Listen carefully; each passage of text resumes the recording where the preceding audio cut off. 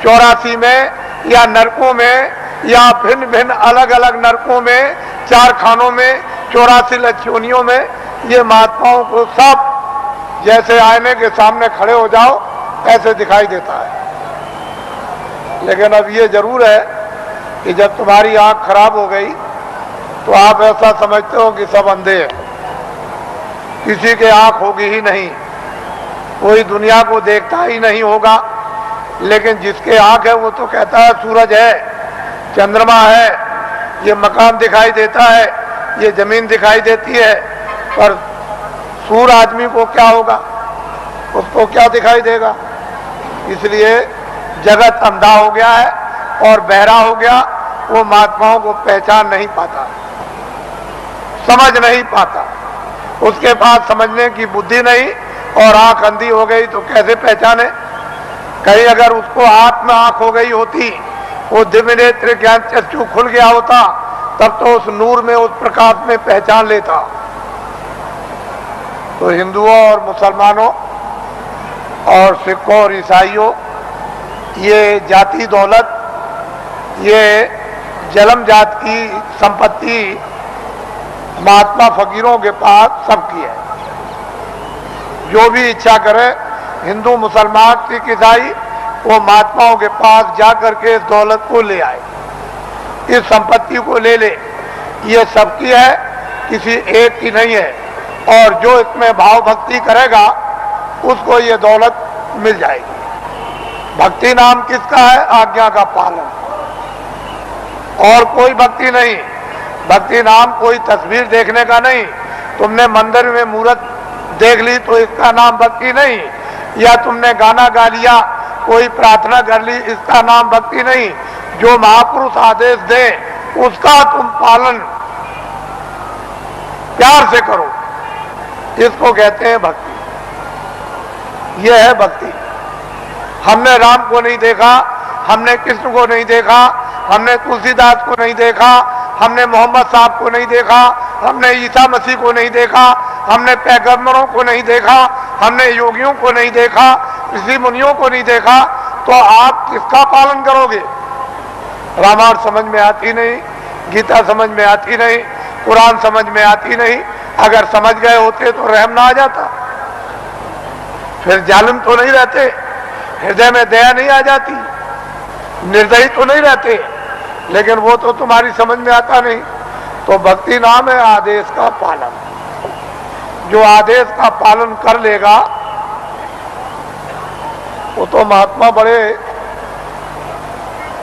दूर के देखने वाले होते हैं। वो धीरे धीरे धीरे धीरे धीरे धीरे चारों तरफ से जाल डालकर और ऐसा तुमको फंसा लेंगे। पहले कुछ नहीं बोलेंगे, धीरे से फिर फंसा लेंगे, और जब शिकंजे में आ गए तब फिर ठीक करेंगे। वो बड़े होशियार होते हैं। वो इस तरह से ठीक करते हैं जैसे एक भृंगी एक झींगुर को पकड़ते ही फौरन उसने मूंछ काट डाली बिल्कुल, और टांग काट दी, उसके पर को काट दिया और बिल्कुल उसको संपुट कर दिया कि अब ना उड़ सकता है न चल सकता। बिल्कुल करके बराबर कर दिया उसको एकदम, और उसको पकड़ लिया और ले गया और छेद पर अंदर की तरफ सुराग में बैठा दिया, और दरवाजे पर बैठ करके भृंगी बस फिर आवाज देता है 24 घंटे। जब उसने भृंगी ने आवाज दिया 24 घंटे के अंदर, तो उसने अपनी सारी शक्ति को झींगुर में भर दिया, तो पर भी जमे आए, उसके पैर भी जमे आए, उसकी मूछें भी जमे आई, और बस 24 घंटे के बाद जो निकला तो फौरन उसने दूसरे को पकड़ा और उसको संपुट कर दिया। तो महात्मा बड़े होशियार होते हैं।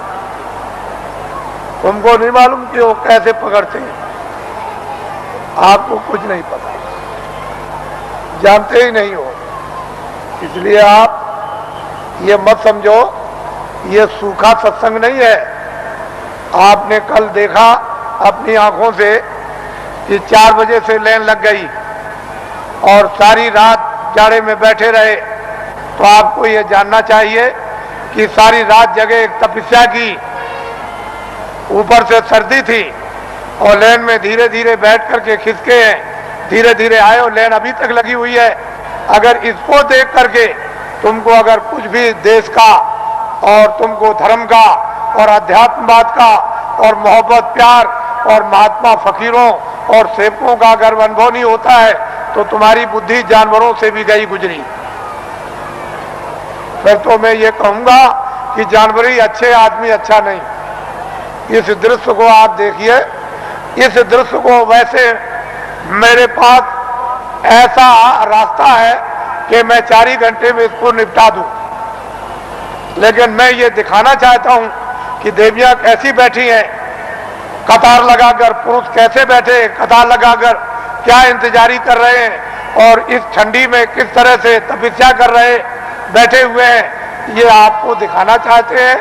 ये महात्माओं का गोपनीय राज है। ये राज और रहस्य कुछ दिनों के बाद आपकी समझ में आएगा, अभी तो नहीं आ सकता। इसमें अगर आध्यात्मिकता का कहीं मसाला ना होता, सच्चा और सत्य, तब तो आप बहुत दूर चले गए होते। ये तो असली चीज है और वही सबको घूम फिर करके उसी जगह पर आ जाना। आएंगे वहीं, वो रास्ता एक दिया जा रहा, अभी रास्ता और रास्तों के स्रोत अभी खोल दिए जाते हैं तो चारों तरफ गली पूंछे से और फौरन पगडंडी और सड़कों पर आकर और फौरन आ जाएंगे बिल्कुल। फिर आप देखिएगा इस दृश्य को,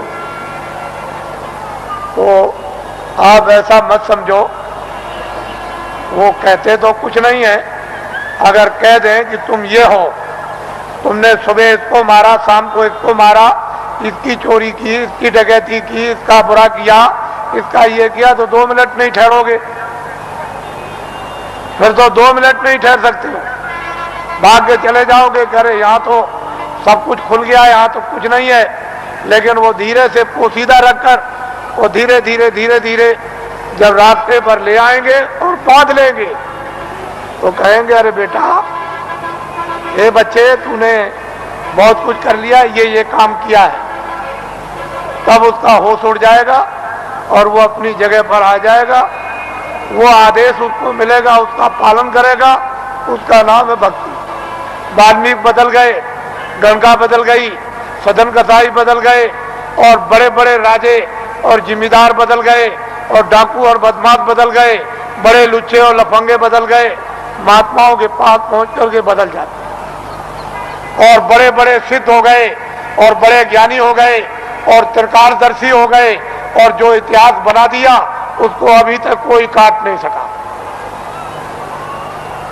उन्होंने लिख दिया, मैं सबसे बुरा था, मैं सबसे पापी था, मैं सबसे गुनाहगार था और सब कुछ चिल्लाकर उन्होंने किताबों में ढनूरा पीट दिया।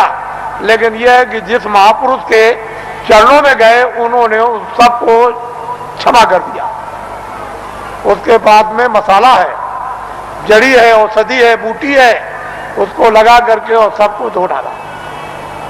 तब उसको स्वच्छ और साफ और निर्मल और शुद्ध और पवित्र है उसको कर दिया। उसकी तब महिमा होती है, तब गुणगान होता, तब भक्त और भगवान की लीला होती है। नहीं तो वैसे तो कौन भगवान को पहचान सकता है? भगवान तो भक्तों को पहचान लेगा, लेकिन भक्त कौन है? कोई नहीं।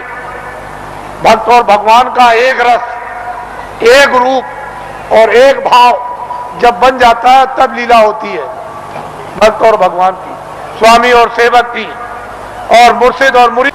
तो मुसलमान जो मस्जिद में इबादत करते हैं उनके इबादत करने का तौर तरीका सही नहीं है, गलत है। इसलिए मुसलमानों की इबादत खुदा कबूल नहीं कर रहा। क्यों नहीं कर रहा? कि उन्होंने अपने दिल और दिमाग को पाक साफ नहीं रखा और गंदगी से मालिक इबादत को कबूल कभी कर नहीं सकता। इसलिए उनकी इबादत कबूल नहीं होती और वक्त उनका जाया हो रहा। और ये जिसमें जो आपको थोड़े वक्त के लिए दिया गया, वक्त पूरा होते ही जैसे ही पूरा हुआ, लेकिन उन्होंने कहा जिस्म हमने इबादत के लिए ही दिया है कि इबादत से तुम अपनी रूह को जगा लो और नजात में पहुंचा दो मौत के पहले। लेकिन आपने इसको समझा नहीं, वक्त पूरा हुआ और रूह को जिस्म से निकाल दिया। जिस तरह से